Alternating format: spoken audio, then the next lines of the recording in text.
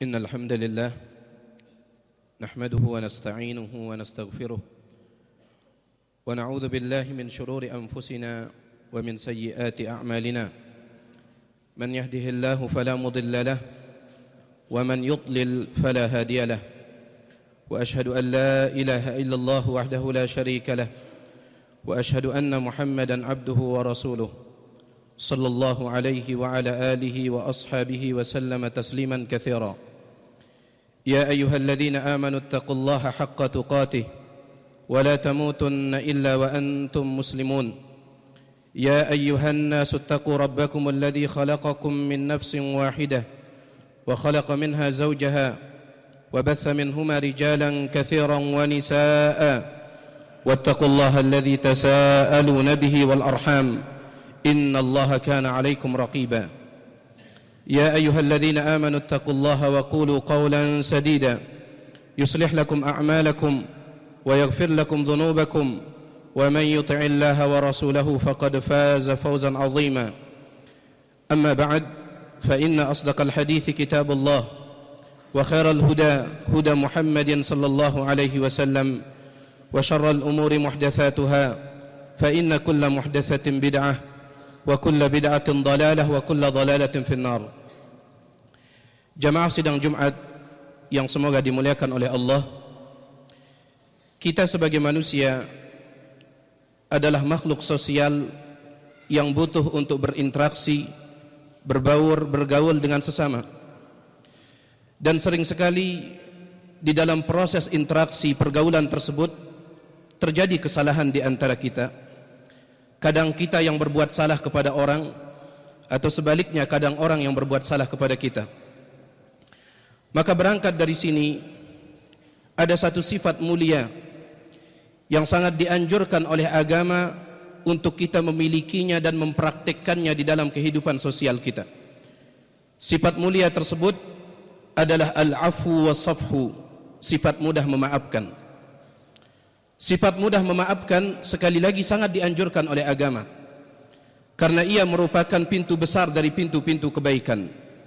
Allah Subhanahu wa taala berfirman, "Fa'fu anhum wasfah, innallaha yuhibbul muhsinin." Maafkanlah mereka dan berlapang dadalah atas kesalahan mereka. Sesungguhnya Allah Subhanahu wa taala mencintai orang-orang yang berbuat baik. Lihatlah dalam ayat ini Allah Subhanahu wa taala mengayatkan sifat memberikan maaf dengan kebaikan.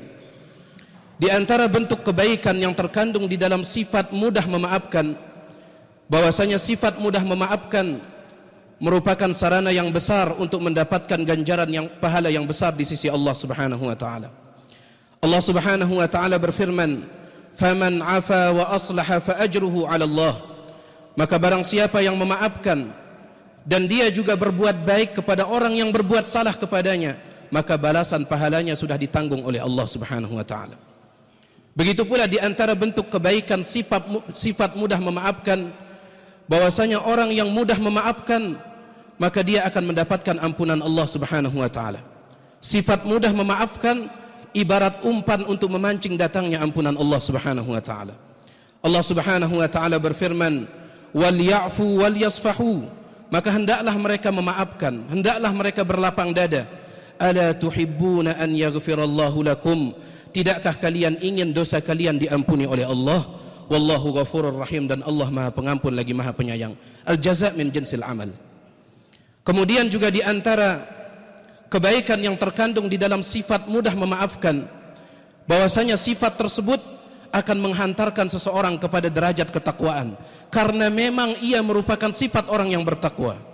Allah Subhanahu wa taala berfirman, "Wa an ta'fu aqrabu littaqwa." Dan kalian memaafkan itu lebih dekat kepada ketakwaan. Karena sekali lagi mudah memaafkan merupakan sifatnya orang yang bertakwa. Allah Subhanahu wa taala berfirman, "Wasari'u ila maghfiratin min rabbikum wa jannatin arduha as-samawati wal ard u'iddat lil muttaqin." Bersegeralah kalian kepada ampunan Rabb kalian dan juga kepada surga yang luasnya seluas langit dan bumi yang telah Allah persiapkan bagi orang-orang yang bertakwa. Bagaimana sifat orang yang bertakwa? Alladzina yunfiquna fis sarra'i wad dharra, yaitu orang yang senantiasa berinfak dalam kondisi ekonomi mereka lapang ataupun sempit, wal kadhiminal ghaidh, dan mereka suka atau mampu menahan amarah mereka, wal afina 'anil nas, dan mereka suka memaafkan kesalahan orang. Wallahu yuhibbul muhsinin, dan Allah mencintai orang-orang yang berbuat baik. Sidang Jumat yang semoga dimuliakan oleh Allah, sebagian orang terkadang merasa berat untuk memaafkan karena mereka menganggap memaafkan adalah bentuk kelemahan dan juga bentuk kehinaan. Tentunya anggapan seperti itu sangat keliru. Memaafkan bukanlah bentuk kelemahan, bukan. Justru menunjukkan betapa kuatnya dan besarnya keimanan dan ketakwaan seseorang. Oleh karena itu lihatlah Rasulullah sallallahu alaihi wasallam dalam riwayat Imam Tirmidzi, ibunda kita Aisyah radhiyallahu taala anha menceritakan, lam yakun Rasulullah sallallahu alaihi wasallam fahishan wala mutafahishan. Nabi alaihi salatu wasallam bukanlah orang yang suka berkata kosor, berkata jorok, berkata kasar, bukan. Wala sahaban fil aswaq, dan beliau juga tidak suka teriak-teriak di pasar. Wala yajzi bisayyi'ati sayyi'ata, dan beliau tidak suka membalas keburukan dengan keburukan. Walakin ya'fu wa yasfah, akan tetapi beliau memilih untuk memaafkan dan berlapang dada. Jadi ini menunjukkan betapa kuatnya dan besarnya keimanan dan ketakwaan seseorang. Bahkan ibunda kita Aisyah radhiyallahu taala anha dalam riwayat Imam Bukhari, beliau mengatakan, wallahi, demi Allah, man taqama Rasulullah sallallahu alaihi wasallam li nafsihi fi syai'in yu'ta ilaihi qat. Nabi sallallahu alaihi wasallam tidak pernah membalas dendam atas gangguan orang yang dilancarkan kepada pribadi beliau, sama sekali tidak pernah. Hatta tuntahaka hurumatullah fayantaqimu lillah, kecuali kalau kehormatan agama Allah yang diganggu, yang dilecehkan, maka beliau pun membalas itu pun karena Allah Subhanahu wa taala. Jadi memaafkan sekali lagi bukanlah bentuk kelemahan seseorang. Begitu pula memaafkan bukanlah bentuk kehinaan seseorang. Sebagian orang menganggap dirinya kalau dia maafkan berarti harga dirinya akan jatuh. Demi Allah tidak. Memaafkan justru merupakan tangga menuju kemuliaan. Bukankah Nabi sallallahu alaihi wasallam bersabda dalam riwayat Imam Muslim, "Wa ma zadallahu bi'abdin wa ma zadallahu 'abdan bi'afwin illa 'izzan." Allah Subhanahu wa taala tidaklah menambahkan kepada seorang hamba yang sering memberikan maaf kepada orang kecuali tambahan kemuliaan.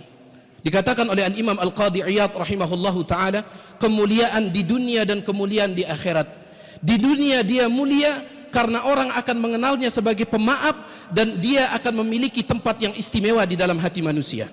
Begitu pula kemuliaan di akhirat berupa ganjaran yang besar yang Allah Subhanahu wa ta'ala persiapkan.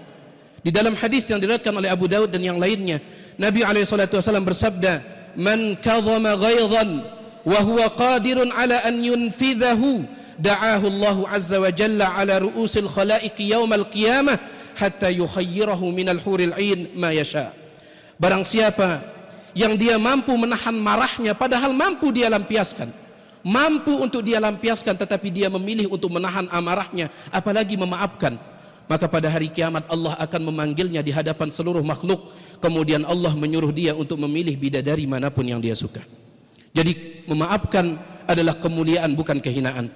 Aqulu qouli hadza wa astaghfirullah li wa lakum wa li jami'il muslimin wal muslimat fastaghfiru innahu huwal ghafurur rahim.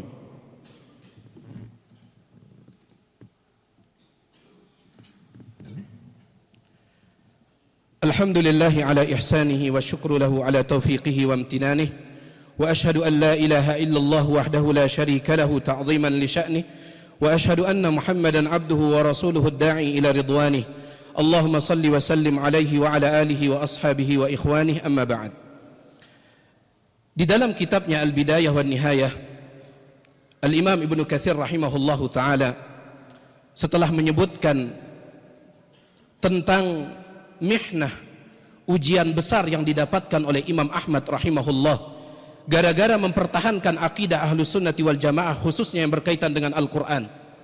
Beliau dipenjara, disiksa, dianiaya, dizalimi dan seterusnya, hingga akhirnya Allah Subhanahu wa ta'ala mengangkat ujian tersebut.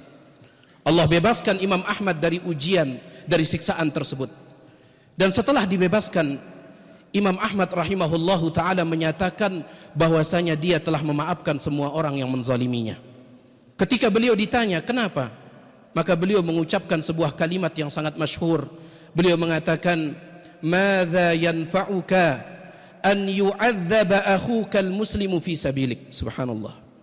Apa manfaatnya bagimu, kata Imam Ahmad, jika sampai saudaramu sesama muslim disiksa oleh Allah gara-gara kezalimannya kepadamu? Apa manfaatnya bagimu?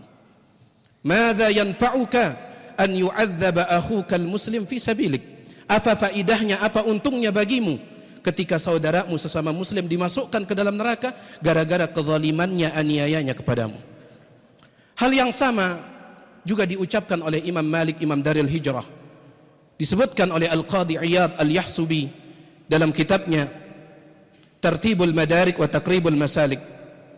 Imam Malik rahimahullahu ta'ala, beliau juga pernah mendapatkan mihnah, ujian yang besar. Beliau disiksa, dicambuk oleh seorang gubernur kota Madinah pada saat itu, di mana gubernur kota Madinah ini dia memiliki hubungan kekerabatan dengan Rasulullah sallallahu alaihi wasallam dan juga memiliki hubungan kekerabatan dengan Abu Ja'far Al-Mansur sebagai khalifah di zaman itu.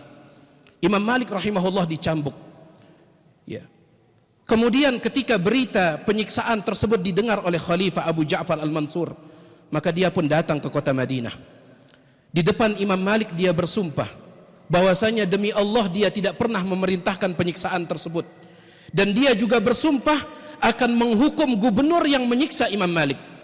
Tetapi Imam Malik rahimahullahu ta'ala beliau mengatakan, qad afautu anhu liqarabatihi min Rasulillah sallallahu alaihi wasallam wa qarabatihi minka. Sesungguhnya aku telah memaafkan dia karena hubungan kekerabatannya dengan Rasul alaihi salatu wasallam dan hubungan kekerabatannya dengan Anda. Mendengar itu Khalifah Abu Ja'far Al-Mansur sangat bahagia, dia pun pergi. Tetapi Imam Malik rahimahullah berkata kepada murid-muridnya, tahawwaftu an amuta amsi tahta ad-darb. Sebenarnya kemarin ketika aku dicambuk, ketika aku disiksa, aku khawatir sekali kalau seandainya aku mati saat itu. Fa'alqan Nabiya sallallahu alaihi wasallam. Lantas aku pun berjumpa dengan Nabi alaihi salatu wasallam. Fa'astahi minhu an yadkhula ba'du ahlihi an-nar bisababi. Aku berjumpa dengan Nabi, pasti aku akan malu kepada beliau sallallahu alaihi wasallam karena akan ada keluarga beliau yang masuk neraka gara-gara aku. Subhanallah. Mereka memikirkan nasib orang yang menzalimi mereka. Mereka tidak memikirkan diri mereka sebagai orang yang terzalimi. Mereka adalah suatu kaum yang memang hati mereka disucikan oleh Allah, dibersihkan oleh Allah. Maka ikutilah jejak mereka, ikutilah sifat mereka. Fa inna kulla khairin fi ittiba'i man salaf, karena segala kebaikan itu ada di dalam mengikuti generasi salaf. Mudah-mudahan apa yang kami sampaikan ini bermanfaat. Innallaha malaikatahu yusalluna 'alan nabi ya ayyuhalladzina amanu sallu 'alaihi wa sallimu taslima. Allahumma salli 'ala Muhammad wa 'ala ali Muhammad kama sallaita 'ala Ibrahim wa 'ala ali Ibrahim innaka Hamidum Majid. Allahumma barik 'ala Muhammad wa 'ala ali Muhammad kama barakta 'ala Ibrahim wa 'ala ali Ibrahim innaka Hamidum Majid. Allahumma ighfir lil muslimina wal muslimat wal mu'minina wal mu'minat al ahya'i minhum wal amwat innaka sami'un qaribun mujibud da'wat. اللهم آت نفوسنا تقواها وزكها أنت خير من زكاها أنت وليها ومولاها. ربنا آتنا في الدنيا حسنة وفي الآخرة حسنة وقنا عذاب النار. سبحان ربك رب العزة عما يصفون وسلام على المرسلين والحمد لله رب العالمين. أقيموا الصلاة.